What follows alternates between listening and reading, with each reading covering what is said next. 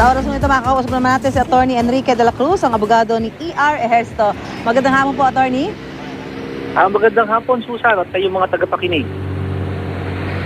Okay, Atty. Mabuti naman po at naging payapa, kalmado ang sitwasyon ng iserve kanina ang writ of execution dyan po sa Kapitolyo ng Laguna.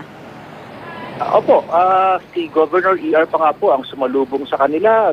Kinamayan, nag-picture-picture pa ho sila, pinagkapi pa ho yata. Oh, kasi kagabi po nagsalita sa harap ng kanyang mga taga-suporta itong si E.R. si Ejercito, at parang doon sa tono ng pananalita niya talaga sinasabi nga niya parang ito po ay minadali, may usapin ng politika, pero kanina parang iba ho yung naging kinilos, no? Pinakita nitong si Ejercito. So ito ay talagang parang kahit paano siya umaasa pa rin na baka ho magkaroon ng pagbabago itong mga nangyayari ngayon. Tama po yun, hindi pa naman po nawawala ng pag-asa si Governor E.R. Ipinakita lang po niya na talagang sa kanyang puso, interes ng mga taga-Laguna ang kanyang iniisip upang magpatuloy ang serbisyo ng Kapitolyo. Pero siya naman po ay nakadulog na sa Korte Suprema at tinatasa na po ng Korte Suprema ang COMELEC na sumagot within 10 days doon sa kanyang hinihiling na status quo ante order. Attorney, pero si Ejercito po ay mananatili pa rin dyan sa Kapitolyo hanggang sa isang linggo. Ayan po ay batay doon sa report ng aming kasamang si Alan Gato sa Super Radio DCWB. Tama ho ba na talaga mananatili pa siya dyan hanggang sa isang linggo? Ang aking pong pagkakaunawa ay humiling lang siya ng pagkakataon na maiayos ang kanyang mga gamit, mapagligpit, at wala namang resistance, wala namang ipinakitang violence o anumang dahas. Ang hinihiling lang niya ay maisaayos ang kanyang opisina upang hindi naman nakakahiya sa mga tao na pupunta doon. Pero ito ba parang habang mayroong siyang hinihintay pa na desisyon dito sa Korte Suprema kaugnay ho nitong usapin na ito? Kasama puro yung paghihintay pero hindi naman po niya nilalabag yung atas ng COMELEC. Iginagalang pa niya ito. Kaya nga po hindi na siya lumalagda sa anumang mga dokumento ng Kapitolyo. So sa madaling salita po, Attorney, talagang nag-comply ho siya, sumunod ho siya doon sa iniuutos ngayon na dahil hindi na ho siya ang gobernador, talagang wala na ho siyang gagampan ng tungkulin bilang gobernador at hihintayin na lamang niya kung talaga magiging final decision mula ho dito sa ating Supreme Court. Tama po, ginagalang po ni Governor E.R. ang mga institusyon, ang ating pamahalaan, kaya po siya po sumusunod. Bagamat na po ay merong mga idudulog pa at tinulog na sa Korte Suprema. Meron pa ba tayo mga legal move na pwedeng gawin, Attorney, kaugnay ho nitong isyong ito?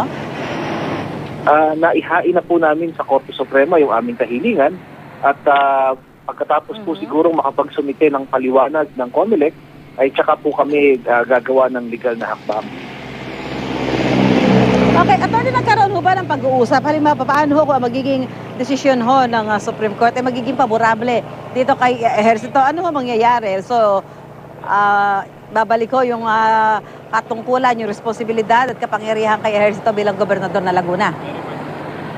Opo, Kasusan, kung ang ibibigay po ng Korte Suprema ay ang aming kahilingan ng status quo ante order, ibig pong sabihin ay ibabalik si Governor E.R. sa Kapitolyo bilang punong lalawigan. Kasama po rito ang lahat ng responsibilidad at ang kapangyarihan o authority. Naku, maganda lang ho nito talaga, Attorney, na iwasan ho natin yung mga medyo yung iba ho nag-aalala na baka magkaroon ho ng kaguluhan, magkaroon ng sakitan, pero doon sa nakita ho natin ngayong hapon, maganda na kalmado ang lahat at mismong si Ejercito ang nagpakita ng halimbawa na tanggapin ng maayos kung ano man ang naging utos ng mga ahensyang nakakasakop po sa ganitong usapin. Tama po, at isang po sana ay makikita ng pagtangtangi na nagpakita po ng magandang asal, ng magandang halimbawa ang si Governor E.R. Hindi po niya binastos, hindi po niya hinarang, at bagkus ay buong kababaang loob niyang tinanggap.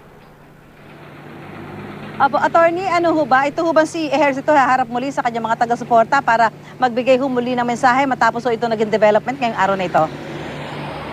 Patuloy po ang ginagawang pakikipanayam ni Governor E.R. sa kanyang mga supporters.